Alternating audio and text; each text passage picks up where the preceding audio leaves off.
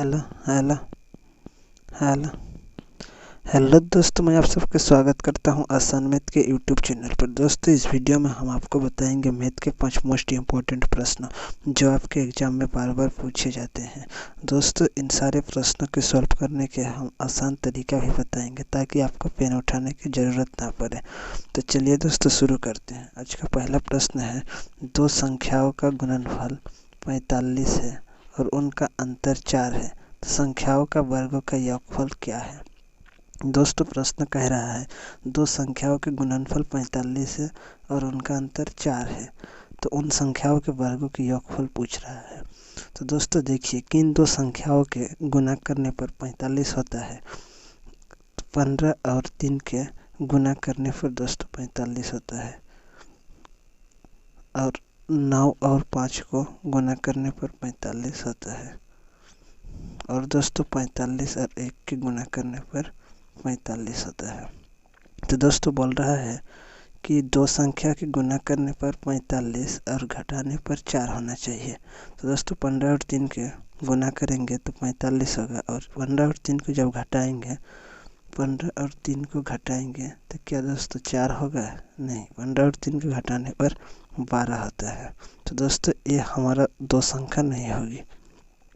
9 और 5 के देखिए दोस्तों, 9 और 5 के जब गुना करेंगे तो 9 5 कितना होता है? 45 होता है, और 9 और 5 के जब घटाएंगे तो दोस्तों कितना होगा? 4 होगा, जो कि प्रश्न भी कह रहा है कि अंतर 4 है।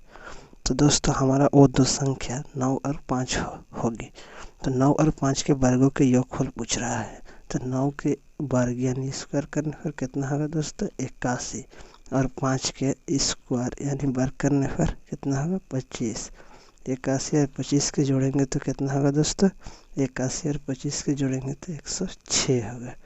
तो देखिए 106 किस ऑप्शन में है? ऑप्शन नंबर बी में है। तो इस प्रश्न का आंसर कौन सा होगा दोस्तों? ऑप्शन नंबर बी हो जाएगा।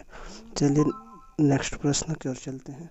नेक्स्ट प्रश्न है, यदि ए का 35% आई बी का 25% आई के बराबर है, तो ए और बी के आई के अनुपात क्या है। देखिए ध्यान से समझिएगा दोस्तों, मोस्ट इम्पोर्टेंट प्रश्न है। बोल रहा है कि यदि ए के आई 35% और बी का आई 25% के बराबर है, तो ए और बी के आई के अनुपात क्या है। तो ए के आई 35%, ए का के मतलब होता है गुना 35%। 35% को दोस्तों कैसे लिखते हैं हम? भिन्न में 35% के भिन्न में 35/100 लिखा जाता है। जैसे कि 20% के भिन्न में लिखेंगे तो कैसे लिखेंगे दोस्तों? 20/100 लिखेंगे। यानी परसेंट का मतलब होता है दोस्तों 1/100, यानी बाटे में 100 लगाना पड़ता है। तो ऐसा ही 35% है। ए का 35%, 1 गुना 35/100 बराबर है दोस्तों बी के 25% के बराबर।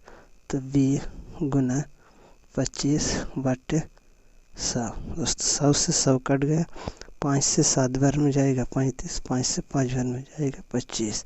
तो ए गुना 7 बराबर बी गुना 5। तो ए बी इधर गुना में है, बराबर किधर आएगा? तो भाग में हो जाएगा, यानी बाटे में, बराबर 5। 7 इधर गुना में है, बराबर किधर आएगा? तो बाटे में हो जाएगा। दोस्तों ए और बी के अनुपात के मान पूछा है। तो ए के मान कितना है दोस्तों? ए के मान 5 है, और बी के मान कितना है? 7 है। तो ये और बी का अनुपात क्या होगा दोस्तों? 5:7 होगा। तो देखिए दोस्तों 5:7 किस ऑप्शन में है? ऑप्शन नंबर सी में है। तो इस प्रश्न का सटीक आंसर कौन सा होगा? ऑप्शन नंबर सी हो जाएगा। चलिए अगले प्रश्न की ओर चलते हैं। अगला प्रश्न है, एक समबाहु त्रिभुज की ऊंचाई क्या होगी जिसकी प्रत्येक भुजा 4 सेंटीमीटर है। दोस्तों पूछ रहा है, एक समबाहु त्रिभुज जिसकी भुजा 4 सेंटीमीटर है, उसकी ऊंचाई क्या होगी। तो दोस्तों चलिए इस प्रश्न के हम डायग्राम के थ्रू से समझाते हैं। पहले एक त्रिभुज के डायग्राम बना लेते हैं। तो त्रिभुज के डायग्राम बना लिए।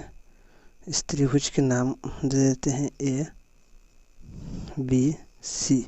और प्रश्न में बोल रहा है दोस्तों कि त्रिभुज की प्रत्येक भुजा 4 सेंटीमीटर के है। तो ए बी भुजा 4 सेंटीमीटर, बी सी 4 सेंटीमीटर, ए सी 4 सेंटीमीटर। और क्या पूछ रहा है दोस्तों? पूछ रहा है त्रिभुज की ऊंचाई क्या है।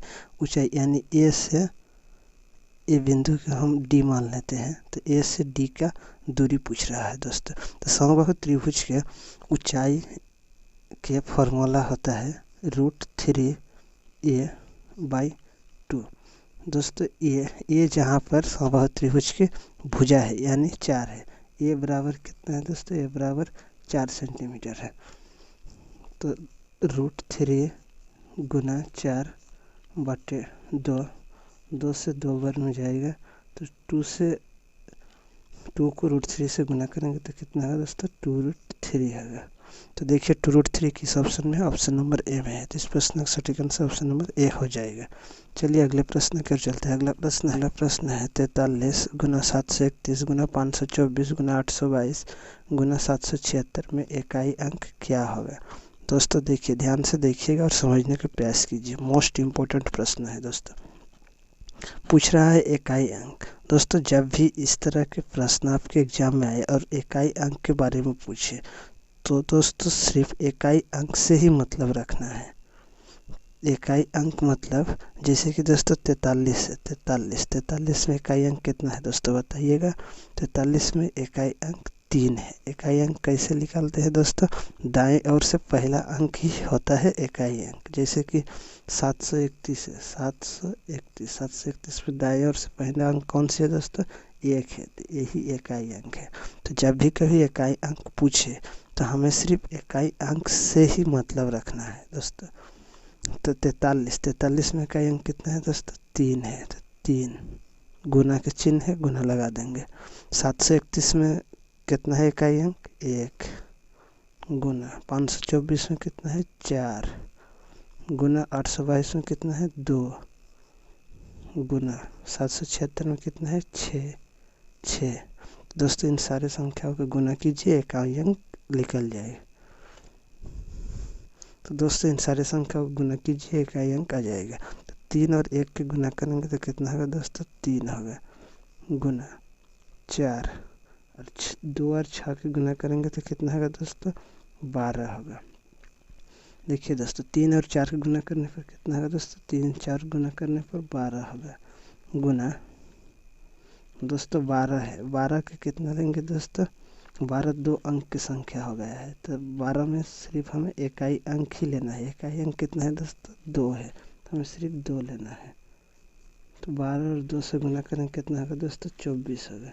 24 में इकाई अंक कितना है दोस्तों? 4 है।